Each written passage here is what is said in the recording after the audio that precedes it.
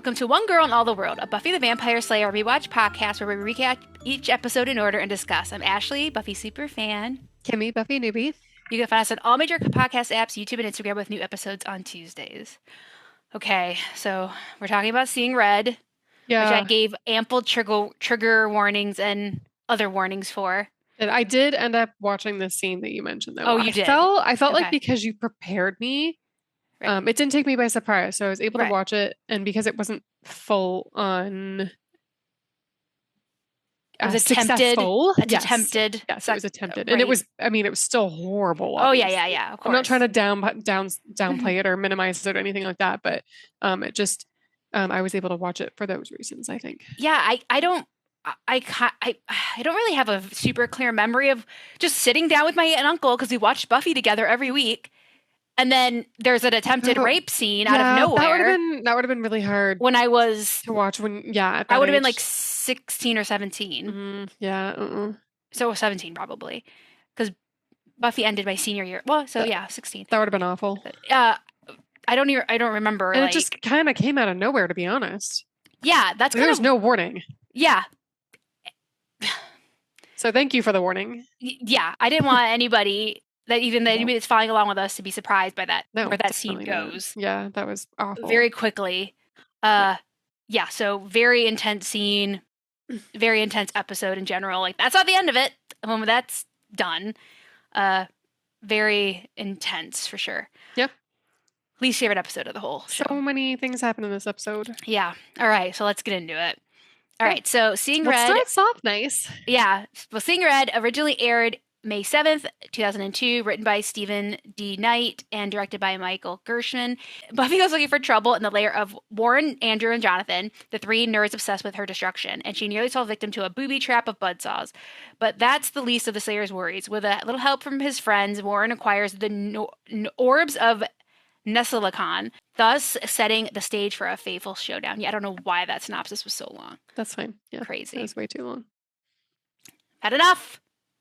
All right, so at Buffy's, we start the episode, like you said, on the high note, the highest note it's gonna get. Where Tara and Willow are in bed, they're just naked and happy. Yeah, they are. Yeah. It's so nice. Yeah, they're finally reconciled and just. We were waiting for this. Yeah, and Willow's very happy.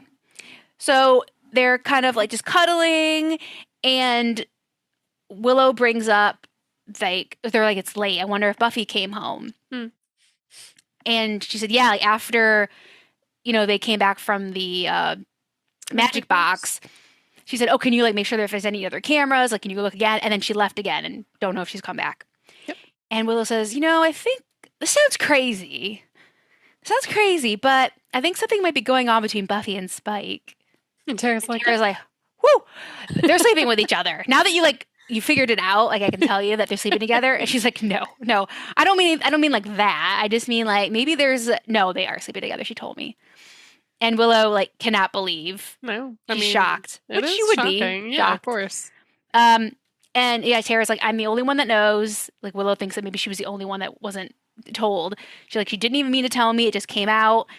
And Willow's kind of hurt, but she says, maybe she was scared that you'd have that look on your face that you have right now. Exactly. And Willow's kind of like, oh no, like I bet she like really needs someone to talk to. And she's like, yeah. So Willow's going to get up and see if Buffy's home. Yep. So Willow goes out into the hallway. Buffy's room is empty. And Dawn comes out. And she's like, Willow's like, it's okay, Dawn, go back to sleep. And she's like, it's 10 o'clock. And then she's like, oh. And then Tara comes out wrapped in a sheet. And they're like, oh, this is awkward. But Dawn is so excited. Elated that her moms are back together. And she's like, yeah, I'm going to go watch TV in the basement with it turned up real loud. Goodbye. And so like the three of these are the three happiest people in Sunnydale right now. Yeah, they're so cute. Very happy. Yeah. So at the loser lair, as you've dubbed it, Buffy breaks in and no one's there. She's kind of looking at their like nerdy stuff. She's also, as she goes, she's kind of collecting papers here and there, thinking that, they could look at them later and they could be something useful. Yep. And then there's a whiteboard. It says, too late.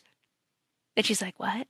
Yeah. And then Saws huge saws come out from everywhere and are like cutting up things. This is apparently from like Indiana Jones. This is like a nod to Indiana Jones because it happens in Indiana Jones. I've seen that movie, but like I don't know. It's been I don't know if it's the first one. I can't remember. decades. I don't. I love Indiana Jones. I really need to rewatch it because it's been so long since I watched it. But this is like an ode to that. Okay. And does seem like something they would do if it was in Indiana Jones. Yeah. Yeah, so she grabs a book, she's grabbing other things, she's like ducking and diving on these saws. They're coming from everywhere, like literally. Yeah, I mean the point's to saw her up. So So then she jumps out the front door, throws all the stuff everywhere because she's throwing herself out. Even though I think they were I feel like this was a basement. And then she like walks upstairs and then walks to the front door and then throws herself out the front door. But neither here nor there. They had to make it dramatic. And she picks up the book and it falls in half because it got slashed. And then her like jacket gets ripped. Cut. Yep. Yeah, and she's like, ugh, annoyed. So we go to the credits and then back at Buffy's, Dawn, Willow, Tara, and Buffy are all doing like the research they can on that stuff that Buffy brought back. Yeah, they want to find these losers. And like maybe this would be helpful. There's like schematics, there's stuff like that. Yep. And she's like, Willow and Tara are going to try to like put it against the like city hall, like, you know, things that the city has on file, like schematics and blueprints to see if they can match it. And then Dawn says, well, what about Xander? Should I call Xander? And she's like, yeah, no, I don't think he's up to Scooby stuff right now. Yep. Well, what about Spike? No, I don't think he's going to be coming around for a while. What about Anya? Yeah, I don't think so. Like, we're losing members really quickly here. Yeah. So those people are all out for the count because of circumstances. So at the Bronze, oh no, it's not the Bronze, at a bar. It's a bar, yeah. Yeah, Anya is trying to, I think she was like, oh, Anya's probably really hurting. She's probably this and that. Oh, Anya's in a bad place. And then she's actually at the bar doing her job. Yeah, she's being a vengeance demon. Trying to get vengeance for this lady that said her boyfriend cheated on her with her fat sister. And he said that he loved her, but he cheated on her with her fat sister. And Anya's coaxing her along, like to get to the magic words. And then Anya starts talking about her problems. Yeah. She starts ranting about, he says he loves you, and then he leaves you at the altar, and yada, yada, yada, yada. And this lady is starting to say, you know what, I wish. And she said, and you know, does he care? Does he care? No. Just keeps stepping over this lady. She's giving Anya what she wants. She's saying, I wish something bad would happen to this guy, but Anya's back sucked into her situation again. Bad vengeance demon. Yeah. Selfish. So we're in a cave now. And question mark? Yeah, we're in a cave and Warren, Andrew, and Jonathan take down this demon. This like pretty scary looking demon. He's pretty gnarly looking. Creepy looking. Yeah. And they kind of just electric with like an electric shock. Yeah, like a cattle prod.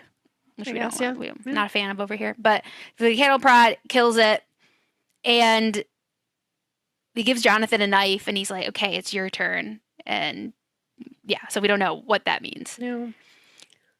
So it's Spike's. Spike is drinking some blood. Added alcohol to the blood. He needs more alcohol after that night that he had. And Dawn stops by. She's on her way to Janice's, but she just wanted to like stop by. And he says that I figured Tara and Willow wanted to be alone. He's like, oh, great, they're back together. At least somebody's happy, basically. And I said, I guess you're not going to be around anymore. And he says, it's complicated. Yeah. She's like, yeah, that's what everyone keeps saying. And he says, it must be true then, because everyone keeps saying that. And she says, was it worth it what you did with Anya? Yeah. And he's like, Buffy told you about that? And she says, no. And she explains to him how the trio put the cameras everywhere to spy on Buffy. And he's like, ugh. So now he knows how it happened, at least. Now he knows how everyone knew about it. And then Dawn asks him, do you love her? And he's like, oh, no. We just had a really bad day. He's like, no, not Anya. Buffy, do you love her? He doesn't answer. Yeah. And then she says, well, how could you do that to her?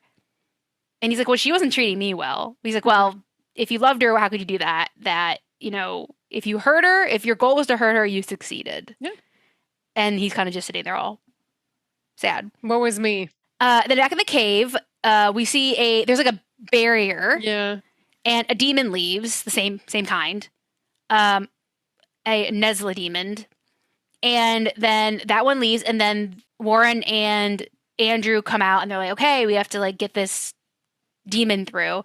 So Jonathan is in the demon's skin. Oh, that's so gross. So nasty. So the only Nesla demons can go through this barrier. So they put him in it, they can push him through, and it will like trick it. And they're like, hope it's fresh enough. Yuck. Yeah, so he's like, what do you mean you think it's fresh enough? And they just kick him through. They just throw him through the barrier. Ew. They don't care about testing it out. Yeah. So then he walks off to get whatever they're there for. We haven't figured it out yet. And then Andrew says, you think he knows? And Warren says, would he be here if he did? He's not going to, like, we don't have to, he won't be a problem much longer. So obviously, like, still, there's more stuff that they're going to try to hang him up to dry for. Yeah. So then Jonathan comes out with a small little chest, and of course, Warren takes it right away. He opens it, and it's called the Orbs of Nesilicon. So they're these little, like, 2 orbs, and they give him, like, strength. Invincibility. Strength and invincibility. So they're like, how do we know they even work? And, like, they're, like, charged or anything. And then Warren's holding them, and, like, you see this, like, power, like, surging through him. Yeah. And he's like, oh, they work. So then we come back, and the other Nesla demon that we saw leave earlier in the scene comes back, and Warren kills it and like snaps its neck. And Jonathan says, "Hey, are we supposed to share?" He's like, "Yeah, you'll get your turn." Like, sure. Yeah. They're gonna share these orbs apparently. Right. Because Warren's so good at sharing. Yeah, he's so selfless. Yeah. So at Xander's, Buffy comes over to talk, and Xander's not in a good place. He's got beer bottles everywhere. And he's offering her a drink, and she's like, it's a little early. A little early for me. And she says, she first talks to him about Anya. She's like, Anya loves you. Yeah. He's like, I get why Anya did this. Like, I understand. Like, I don't understand why you did it. And she tries the it's none of your business route. Well, it kind of is. And she's like, it used to be my business. Like, your personal life used to be my business. We're best friends. Which is fair. Yeah. She was like, I'm going to try this and see what happens. I'm going to try this. That's none of your business route. Yeah. Didn't work. And then she says, you have no idea how hard it is being here. Like, out of heaven, being back on earth, being so hard. And he's like, yeah, but like you went to him because it was so hard. Like, you didn't tell any of us. And did you forget what he was? He's a soulless monster, that kind of thing. And she says, well, you fought with him all summer, and you left Dawn with him. Yep, so he didn't do that bad. But I never forgot what he was, and would you still trust Dawn with him if he didn't have the chip? And then Buffy says, it doesn't matter because it's over.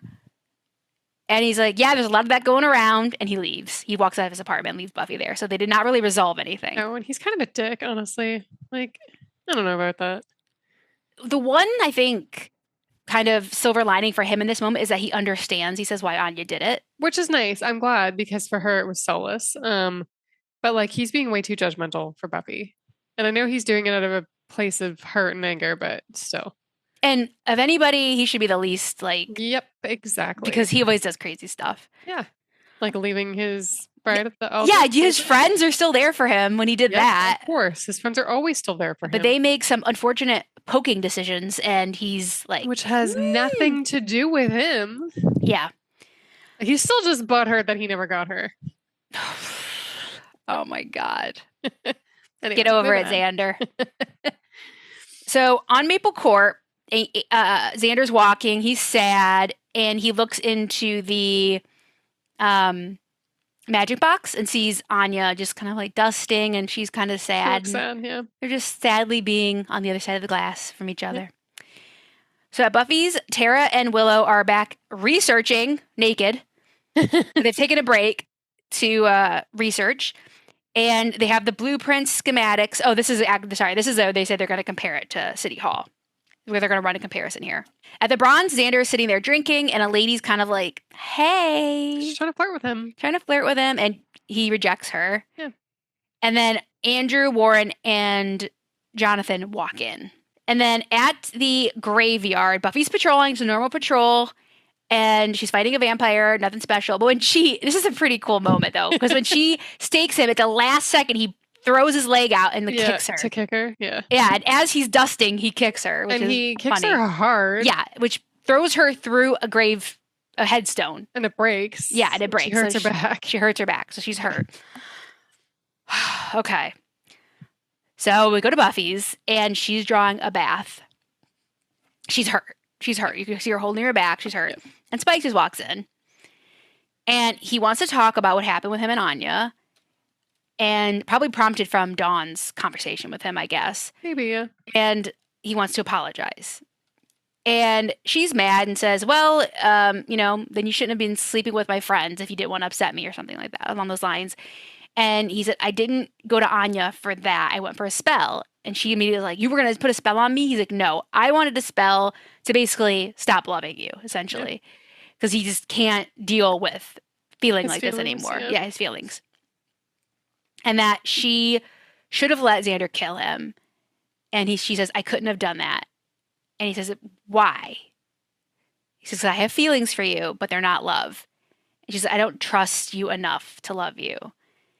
And then T starts talking about how who cares about trust? Like passionate, dangerous love is great love. And she says that kind of love doesn't last. No, it fizzles out. And then he starts to say, just let yourself love me. And he grabs her and he tries to kiss her and they start to struggle. She starts saying no. Yeah. And then she falls back and hits her back again on the side of the bathtub. Yeah.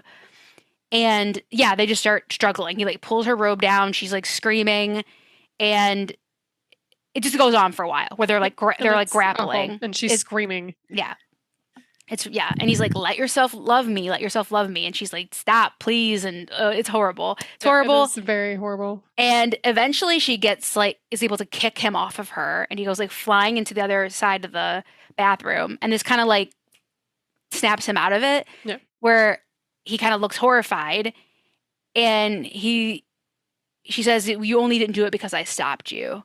He's kind of saying, oh, I didn't mean whatever he starts to say. And she said, only because I stopped you. And then a big thing she says, ask me again why I can't love you. Yeah. Which is yeah. Obviously, she's extremely upset. And yeah, basically saying that it only didn't happen because she stopped him. Yeah, so he attempts to rape her and does not succeed, thankfully. Thank God, yeah. Yeah.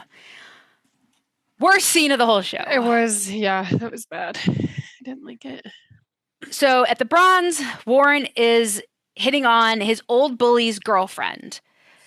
And then the guy comes over and he's like, hey, you used to pick on me, remember? And this and that. And I'm going to be basically getting it on with your girlfriend here and everything. And so the guy starts to beat him up. And of course, he's got the orbs on him, so he just destroys that guy. And then a couple other guys try to come out and pick a fight with him, but he handily takes care of them easily. And then he goes over to the register, he hits it, takes the cash out, as he's just stealing cash. He's trying to get these girls at the bar to like him and think he's cool, and they're scared of him. Yeah, of course they are. Because he's a complete ugh. Yeah. And he says, Daddy will buy you drinks. Oh, so gross. Just when Warren couldn't get any worse, yep. He says, Daddy. That is not. No, thank you. Gross. And Xander comes out of the bathroom and sees him and confronts Warren. And then he tries to punch him, but he's basically punching a rock. Yeah. And then Warren punches Xander and basically punches him out. And he's actually looks like he might try to kill Xander. But Jonathan comes up and says, hey, we're going to be late. We got to be late for that thing. Because Jonathan's getting very uncomfortable with this whole situation. Yeah. More and more with this whole trio thing. Yeah, for sure. And so they leave. So they're not late for that thing. So at Buffy's, Xander comes in. Obviously, he's had this run-in with Warren. He wants to tell Buffy about it. He comes in. He sees Spike's coat on the banister? Yeah, the banister. Stair banister, yep. Yeah. And he's like, oh, man, they're at it again. She told me it was over. It's not true. So he goes up there and finds Buffy in the bathroom, crying and just sitting there. And he said he tried to, but he didn't. And so Xander wants to go after Spike. Oh, yeah. And Buffy says, no, just don't. Please don't. And then Willow comes in before anything else can happen. She's like, what's going on? And she's like, nothing. she's like, and then she asks Willow, like, what happened? So then we find out that Willow and Tara were able to decipher everything but this weird language. And Xander says, oh, that's Klingon. Love poems in Klingon. Oh And it says that they're planning to do a bunch of robberies, like to go on a spree of like banks and other things like that. But it looks like the first one they're going to hit is tonight. Mm-hmm. And then Xander, of course, reminds her that Warren is all Mighty Mouse now. Okay, and then at Spike comes back to his crypt and is reliving what happened. We're getting a few flashbacks, and he takes a drink and he like breaks the glass. And Clem shows up with chicken. Clem, our BFF Clem, and he's like, "Hey, I thought you'd like want to watch a movie or like brought some chicken." And he's like, Spike's like, "Not the time." But Spike's saying like, "What have I done? Like, why didn't I do it? Like, I'm supposed to be evil. Like, Spike and Angel, I'm sure, have done this many times in their non-souled existence." Yeah. So he kind of talks about how like the chip is making him feel like this. That's how he's kind of rationalized at the moment. And he says, you know, he can't be a monster because of the chip, but he can't be a man. And like when Clem's like, "Come on, Mr. Negative. Did the Slayer dump you again?" She's a sweet girl, Spike, but issues. He's so cute. He is. He's like, "You don't know what's going to happen. It's just anything could change just around the corner, Mr. Negative." And he's like, "Well," and then Spike says, "Change will only happen if you make it." So we go to this amusement park where it's the opening weekend, so there's a lot of cash going in the armored vehicle. Yep. And they start to go drive away with it to go to the bank, and Warren like tips it over because he's super strong. He picks it up. Yeah, just like it's a little toy truck. Yep, knocks it over, and then Buffy jumps up on it, and they start fighting. And of course, it's more of a fair fight because now he has this like these orbs that are making him strong. Yep. And she throws him into this arch, this like stone arch, and it falls all on him. And here's where we're like, oh, okay, she got the bad guy. No. They had me. Yeah. Oh, did they? Okay. Oh, yeah. And then she starts talking to Jonathan and Andrew, and then all of a sudden Warren comes out of the rubble. Up like it's nothing. Yeah, and all the stuff he says, and this is like, "Oh, you never fought a real man?" Like, he's disgusting. He is. Yep. Yeah. Yep. Ugh. And then Andrew yells, "Kill her." Yeah, he starts saying "kill her" when they're fighting. I mean, what is going on with these guys? Yeah, they're toxic. Andrew was like nicer before. Yeah, he was just more of a like. He sucked, but like he wasn't evil. Yeah, he was just more like, "I'm in love with Warren" kind of situation. Yeah, he's just ugh. And then Jonathan jumps on Buffy's back during the fight and says, "His orbs, you have to smash the orbs." And then Buffy throws him off. So obviously Jonathan's giving Buffy the key to defeat Warren. Right.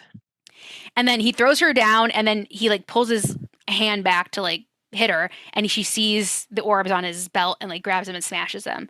And of course, he loses all of his power. So then he uses a jetpack to escape. He's like, "Ah!" Jesus Christ. And then Andrew tries to, because he has one too. But he's under a awning. There's like an overhang, and he hits it and knocks himself out. Yep. And Jonathan's like, "Where was my jetpack?" Yeah, they were going to leave him there to like take the fall. So at the police station, Andrew and Jonathan are in there. Jonathan's like, "You guys set me up. You guys were going to leave me there." And Andrew kind of realizes that he was being used as well, because he's not coming back for them. Warren's not coming back for them. But then he's like, "Do you think he'll come back for us?" Like, he's kind of still holding out hope. Like a puppy. Yeah. And then on a street somewhere, Spike is leaving, and he says that when he comes back, things are going to change. And he takes off on his motorcycle into the night. Curious to know what that means. So at Buffy's, Willow and Tara are upstairs. They're kissing, and they said, "Oh, Xander's here." They see out the window to talk to Buffy. So then we see that Xander comes up to Buffy in the backyard, and I don't know why, but I always say this line when she's like poking around. He's like, "Oh, is it already time for spring poking?" I don't know why I say that. Like, anybody's like doing any like that, like spring poking. I don't know why. That line's always stuck with me. So she's looking for more cameras in case there were any more from the trio. And so they sit down and have a talk. And I think we get down to the root of Xander's issue here, is that she didn't confide in him. Mm-hmm. Is the root of his issues. Yeah. And she was hurt that she didn't tell him about Spike, what was happening. It's like he didn't trust her. She didn't trust him. Yeah. Yeah. And she says sorry. They make up and they just say, like, he says, I don't know what I would do without you and Willow. And they hug and it's all lovely. And then Warren comes into the backyard. Were you expecting this? No. Okay. And Warren comes into the backyard and especially because as a reminder to people last week, my question was who dies in this episode? And I'm texting Ashley at this point. We're 2 minutes left of the episode. Nobody's died. And she's like, just wait. And I'm like, shit. Yeah. So he's really mad about his whole plan has fallen apart. And he's like, I'm not going to let you get away with it. And he starts just shooting blindly with a gun and then runs out and is still shooting. Yeah. And we see that one of the bullets goes through the upstairs window into Joyce's room, or Willow and Tara's room, and through Tara, and then splatters Willow with blood. Yeah. And she falls to the ground immediately. And then we also see that Buffy has been shot in the chest, and Xander's trying to put pressure on the wound. And back upstairs, Willow, Tara's not responding. She's unconscious, and Willow's freaking out and upset and crying and everything. And then she looks up and her eyes go completely red. Yeah, creepy eyes. And so that's the end of the episode. Yeah. Mm-hmm. Yeah. Mm-hmm. Yes. All right. So my favorite quote was, "Time for the spring poking already." Don't know why I love that line. And then I just said my favorite scene was the Buffy and Xander makeup scene. I didn't really have a favorite scene in this episode. Okay, yeah. I just said that one, even though I don't know. There was not really many scenes that I thought were really good. Yeah, that's fair. And yeah, so. Okay. I had a couple favorite lines actually. One of them was when at the beginning when she was in the cemetery and she's fighting with that vampire and she's about to stake him and she's like, she says, how hard are you going to hit when you get blowing in the wind? And then he kicks her as he's dusted and she's like, that was rhetorical. Yeah. I thought that was funny. And then I also liked it when Xander walks in to Buffy's house later that day. And before he sees Spike's jacket, he's saying out loud, hey, I found Warren. And then he's like, actually, my face kind of found him. Just I liked that they try to keep a little bit of humor with a lot of the heavy in this episode. Yeah, there was a lot. Yeah. Oh, and sorry, one more. When Buffy and Warren were fighting at the end, and he's about to give her a knockout punch, and he's like, say goodnight, bitch. And then she grabs the orbs and crushes them, and then she punches him, and she's like, goodnight, bitch. Yeah, that was the best. Yeah, that was good. Yeah. And then, I'll just say my favorite scene was the Buffy and Xander scene as well. Yeah. Yeah. I didn't give it a steak rating because I just felt I don't know, it was too messed up. Too many bad things happened. Too many bad things to be this is a good episode. It's just... It had good moments. It had... things happened in it. But yeah, just... Yep. Yeah, I will say... I don't even know. A lot of people feel the whole bathroom scene was a departure. It didn't make sense. Some people feel that's how it is. That's how it was. That's what happened, and they will feel accordingly. Like I said before. Yeah. I don't remember how much I said of this on thing, but they had to do something. Felt like they had to do. I think for Spike and Willow, something so bad had to happen to Willow, and Spike had to do something so bad that it would spur them both on for the rest of the season. Yeah. To their decisions that they make. Yeah. Whether those were the right things to write or not, I don't know.